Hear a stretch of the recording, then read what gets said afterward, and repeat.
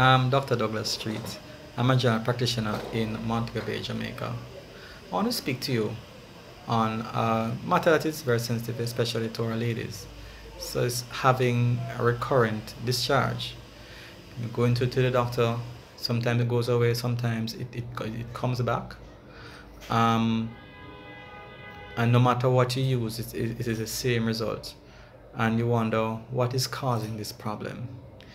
Of course, you want to do some of the obvious things, looking for diabetes. Also get the HIV test done, just to make sure that those are okay. But most times, those tests are actually normal. So what is it that can be causing this recurrent discharge? Now, it could be due to a number of problems. But when you have done all the tests, we call it culture and sensitivity and so on, and they're all come back normal, then you may realize that this is actually a problem caused by too much inflammation inside of your body. All right, it's just like when you if you should have a sinusitis problem or a nasal allergy, you're exposed to certain chemicals and stuff, and your nose start running. It's kind of the same thing. It triggers a reaction down there causing the discharge. So what you need to do is to find out what it is that is causing this inflammation manifesting as this discharge. There are a number of things that can cause this. Let's look at some of we call it local factors. Now these have to do with what's going on down there inside the vagina. Now some women have a practice. When they are showering, they wash inside. That's not recommended at all. Also, sometimes they may douche, and this can actually cause a disturbance in the balance of the bacteria, and that can cause the discharge to persist.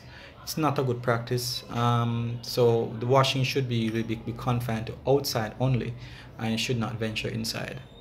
Sometimes women wear panty shields on a daily basis. Now that is something that traps heat and can encourage a discharge as well. If also you have a habit of wearing tight-fitting clothes, that can also pose a problem. The color of the underwear sometimes may pose an issue as well. It's better for you to wear the light colored or even white underwear, and also it's preferable to wear cotton underwear as well, because this allows better breathing. Some may find the fuller underwear better rather than the smaller ones, the G-string underwears. Those may actually increase the risk of having a discharge as well. So these are some of the local factors that can contribute to recurrent discharge. Now, of course, there are some systemic issues as well, which can cause a discharge. The food that you eat. So especially things like dairy products. Dairy products tend to trigger a lot of inflammation, but then it can manifest itself as a discharge. That's one of the more common things. But other foods which can trigger inflammation, such as the ones that are high in sugar content, and like the juices and so on, and processed foods, things like sausage and frankfurters and fried foods. These foods may also increase inflammation inside the body. And speaking of inflammation, I've actually released a book. It's called Beyond the Prescription: Reducing Inflammation, and it can give you a lot more information about the different factors that can increase inflammation inside the body and what you can do to reduce it. It's available on Amazon in the physical version and ebook version, so you can get your hands on a copy, and it can help you to understand how to reduce inflammation inside of your body, and can help you to solve this problem. All right. Now there are other things that you can do to help to reduce inflammation inside the body. There are certain supplements that you can take. These include probiotic. That's probably one of the main ones that you don't want to use, because oftentimes this imbalance, the imbalance in the bacteria can contribute to the problem, both in the colon and also inside the vagina. And the probiotic can actually help you to rectify that problem.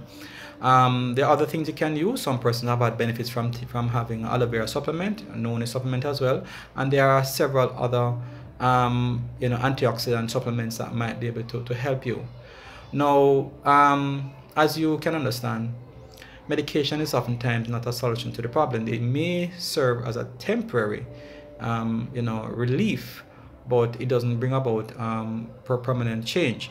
So it's best to address the issues that are causing this problem, and you may find that may finally solve your problem. Take care.